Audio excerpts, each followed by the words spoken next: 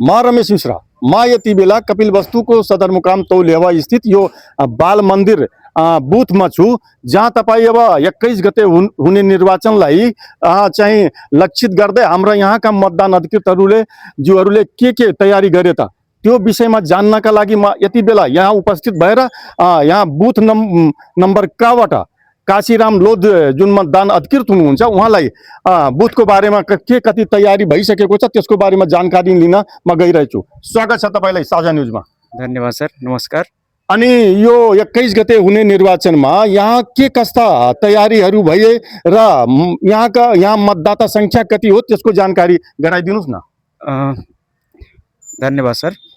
यसमा यो प्रतिनिधि सभा सदस्य निर्वाचन कपिलवस्तुको क्षेत्र नम्बर 2 अन्तर्गत यो बुथको क्रम संख्या 3 हो। हाम्रो बुथको क्रम संख्या 3। यसमा चाहिँ टोटल मतदाता 996 रहेका छन् अनि हामीलाई चाहिँ मतपत्र 920 प्राप्त भएको छ। हिजोबाट हामीले कानुन बमोजिम गर्नुपर्ने सूचनाहरू चाहिँ निषेध गर्ने सूचनाहरू निकालिसकेका छौँ। हिजोबाट चाहिँ मौन अवधि रातिबाट चाहिँ मौन अवधिको सूचनाहरू टाँसिसकेका छौँ। हिजो यसको यो मतदान केन्द्रको क्षेत्र चाहिँ बाल मन्दिरको पूर्व पश्चिम उत्तर दक्षिण 300 मिटरसम्म चाहिँ यो मतदान केन्द्रको मतदान स्थल रहेको हामीले सूचना निकालिसकेका छौँ। यो बुथ निर्माणतर्फ हेर्दाखेरि हामीले बुथ निर्माणको लागि बाँसहरूको व्यवस्था रस्सीको व्यवस्था गरिसकेका छौँ। एकछिनपछि हाम्रो बुथ निर्माणको कार्य सुरु हुन्छ अनि सर्वदलीय मिटिङको लागि पनि हामीले आमन्त्रण गरेको सरहरूको उपस्थिति भइसकेको छ। अब एकछिनमा हामी सर्वदलीय मिटिङ गर्न गइरहेका छौँ। हस्, धन्यवाद। र तपाईले अब यो जुन 21 गते हुने निर्वाचनमा जस्तै फरक किसिमका कोही मतदाता आयो भने वृद्ध, ज्येष्ठ नागरिक र अपाङ्ग त्यो विषयमा तपाईहरुको के कस्तो व्यवस्था मिलाउनु भएछ त्यो भनिदिनुस् न। हामीले बुथ निर्माणको क्रममा छौँ अहिले। अब दुईटा चाहिँ महिला पुरुषको छुट्टा छुट्टै लाइन बनाउने हाम्रो योजना छ र तेस्रो चाहिँ अशक्त अपाङ्गको लागि चाहिँ एउटा छुट्टै तेस्रो लाइन बनाउने। त्यसमा चाहिँ लाइन भन्दा पनि बेन्च डेस्क राखेर चाहिँ त्यही बसेर उहाँहरूलाई लाइनमा बस्न नपर्ने गरी बेन्चमा बस्नुहुन्छ, एकछिन आराम गर्नुहुन्छ, त्यसपछि ठ्याक्कै उहाँलाई चाहिँ मतदान स्थलमा पुर्याइदिन्छौँ। कोहीले आफूले चाहिँ मतदान गर्न नसक्ने अवस्थाको छ भने त्यसको लागि हामीले चाहिँ अपिल गरेका छौँ कि एका घरको सदस्यलाई लिएर आउनु होला।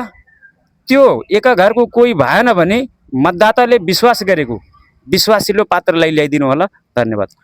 र त्यही विषयमा यहाँ दुईटा मतदान केन्द्र भएको खण्डमा बुथ नम्बर खका हाम्रा मतदान अधिकृत बलराम नेउपानेजी हुनुहुन्छ। हजुरले कस्तो व्यवस्था मिलाउनु भएछ यहाँ? धन्यवाद सञ्चारकर्मी मित्र। क मतदान केन्द्रका मतदान अधिकृतले धेरै कुराहरू राखिसक्नु भएको छ।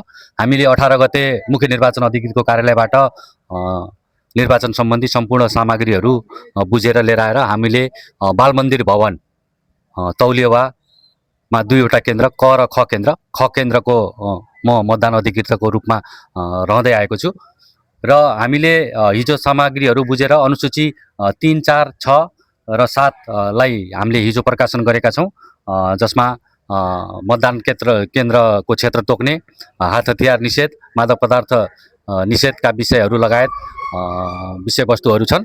र त्यसै गरी हामीले आज 11 बजेलाई सर्वदलीय संयन्त्रका लागि लगभग सम्पूर्ण पार्टीहरूलाई हामीले सम्पर्क व्यक्तिगत रूपमै फोनबाट सम्पर्क पनि गरिसकेका छौँ र उहाँहरूले 11 बजेको उपस्थितिको लागि चाहिँ जानकारी दिनुभएको छ र 11 बजे हामी सर्वदलीय संयन्त्र गरेर सकेसम्म हामीले 21 गते हुने प्रतिनिधि सभाको निर्वाचनलाई निष्पक्ष, धाँधली रहित रूपमा सफलतापूर्वक सम्पन्न गर्ने हामी हर मकदुर प्रयास गर्दैछौँ र यसमा सम्पूर्ण सुरक्षाकर्मी साथीहरूको पनि सहयोग छ र सुरक्षाकर्मी साथीहरू पनि अस्ति 17 गतेदेखि नै यहाँ निरन्तर रूपमा खटिनु भएको छ र हामी पनि हिजोबाट निरन्तर रूपमा लागिरहेका छौँ।